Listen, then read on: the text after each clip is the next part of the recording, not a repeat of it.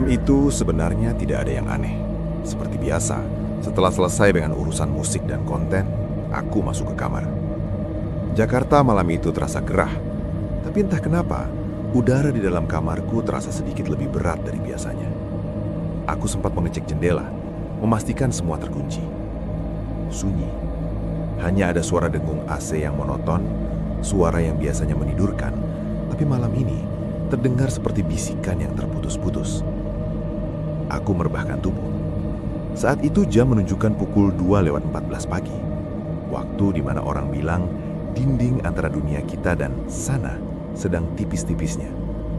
Aku memejamkan mata, memeluk guling, dan mulai memasuki fase antara sadar dan tidak. Tiba-tiba, transisi itu terjadi.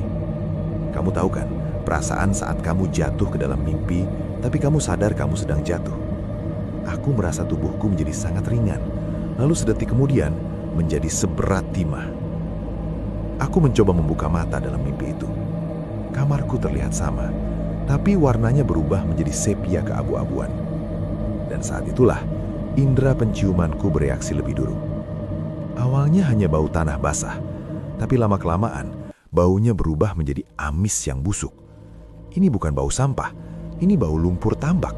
Bau air payau yang terperangkap bertahun-tahun bercampur dengan bau ikan mati dan lumut yang membusuk. Bau itu begitu nyata, sampai aku merasa ingin muntah, tapi mulutku terkunci rapat. Aku ingin bergerak untuk menutup hidung, tapi disitulah horor yang sebenarnya dimulai. Tubuhku lumpuh total. Ketindihan. Dari arah kaki tempat tidur, aku merasakan ada sesuatu yang naik. Pelan sekali. Setiap gerakannya membuat kasurku tertekan ke bawah. Serak. Serak. Bukan suara kain, tapi suara sisik. Aku memaksa mataku melirik ke bawah. Di sana, sebuah massa raksasa sedang merayap naik di atas tubuhku. Makhluk itu tidak memiliki bentuk manusia yang sempurna. Tubuhnya tinggi besar, sangat lebar, hingga memenuhi sisi kanan dan kiri kasurku. Kulitnya, Tuhan, aku tidak akan pernah lupa. Kulit itu dipenuhi sisik-sisik kasar yang menonjol, berwarna hitam pekat dengan pantulan cahaya hijau tua yang kusam, seperti punggung buaya yang baru keluar dari rawa beracun. Makhluk itu terus naik, hingga dadanya berada tepat di atas wajahku. Aku tidak bisa melihat wajahnya, bukan karena dia menoleh, tapi karena tubuhnya terlalu tinggi. Kepalanya seolah menembus plafon kamarku, hilang di dalam kegelapan yang pekat. Aku hanya berhadapan dengan perut dan dadanya yang bidang, yang naik turun dengan napas yang berat dan berlendir. Dalam kepanikan itu, aku sadar sepenuhnya. Ini mimpi, ini cuma mimpi, pikirku. Sebagai seorang lucid dreamer, aku mencoba mengambil kendali. Aku mulai merapal doa. Ayat demi ayat aku lantunkan di dalam batin dengan penuh emosi. Aku berteriak dalam pikiran, "Pergi, demi Tuhan, pergi!" Tapi aneh, bukannya menjauh, makhluk itu justru semakin bereaksi terhadap doaku.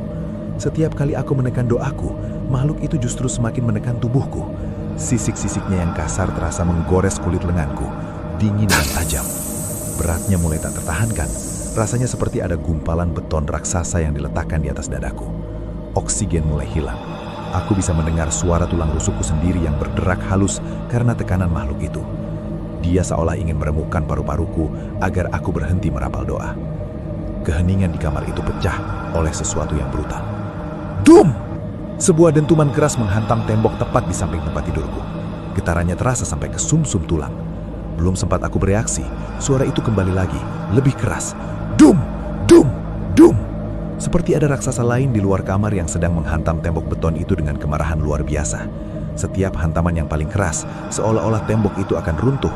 Makhluk bersisik itu mendadak menguap. Tekanan di dadaku hilang seketika. Aku tersentak, napasku memburu. Aku bangun dengan kondisi jantung yang berdegup kencang hingga telingaku berdenging. Cuma mimpi, Yun. Itu cuma mimpi, bisikku pada diri sendiri. Kamar kembali sunyi. Bau amis tambak itu mulai memudar, meski masih tertinggal di ujung lidahku. Aku menoleh ke arah perutku, bermaksud merapikan selimut yang berantakan. Saat itulah, seluruh darahku rasanya berhenti mengalir. Bantal gulingku, dia tidak terjatuh. Guling itu berada di atas perutku, dalam posisi berdiri tegak lurus. Benar-benar tegak, seolah ada tangan tak kasat mata yang sedang memegangnya dari atas. Guling itu berdiri diam selama beberapa detik yang terasa sangat lama. Aku membeku, bahkan tidak berani bernapas. Tepat saat aku membelakakan mata untuk memastikan aku tidak salah lihat, guling itu kehilangan kekuatannya.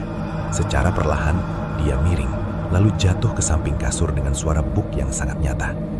Tidak ada angin, tidak ada getaran, hanya aku, guling yang jatuh, dan sisa bau lumpur tambak yang masih menggantung di udara. Malam itu, aku tidak bisa memejamkan mata lagi sampai matahari terbit di ufuk Jakarta.